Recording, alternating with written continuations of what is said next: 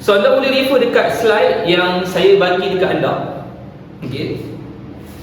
So alright, so antara konten yang kita akan belajar dalam introduction to BIM ni, pengenalan kepada BIM ni, first kali kenapa kita buat these courses? Tadi saya dah explain kan kenapa kita buat course ni kan. Okay, tak ada masalah. Kedua, apakah itu building information modeling? Bagi faham dulu. BIM tu, bila anda tak faham, anda akan cakap lah, oh BIM ni adalah 3D modeling, oh BIM ni adalah visual, oh BIM ni untuk kita present. So anda tak faham kan? Kita tak buat pun BIM tu sebab anda tak faham. Bila anda tak faham, anda tak nampak apa benefit yang BIM ni boleh deliver untuk projek. BIM ni jadi, saya panggil BIM separuh masak lah.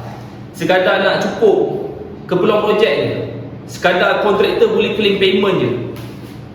Tak betul-betul kita apply BIM tu untuk projek tu. Bila kita tak faham, nanti the next project, kalau orang tak suruh pakai BIM, tak payah pakai lah. You pakai kaedah lama yang dah berpuluh tahun punya kaedah.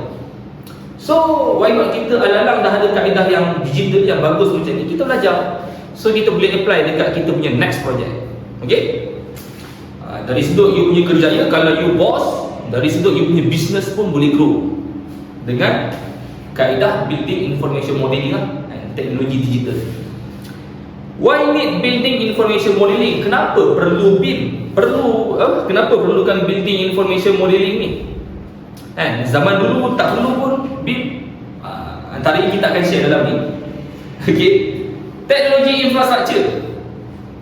Dia kaedah BIM ni muncul bila mana adanya perkembangan teknologi especially sekarang ni kita berada di fasa industrial revolution 4.0, di mana menekankan aspek digital integration.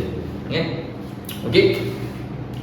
So adalah hardware dia, software dia, common data environment yang anda perlu faham. Okay, BIM case study berdasarkan pengalaman saya pernah ada syarikat perunding BIM. So saya ada pengalaman macam mana BIM ni dari sudut projek infrastruktur tu macam mana BIM ni di-apply dari sudut projek bangunan, projek jalan. Okay, workflow in BIM implementation dan lastly career lah. Alright.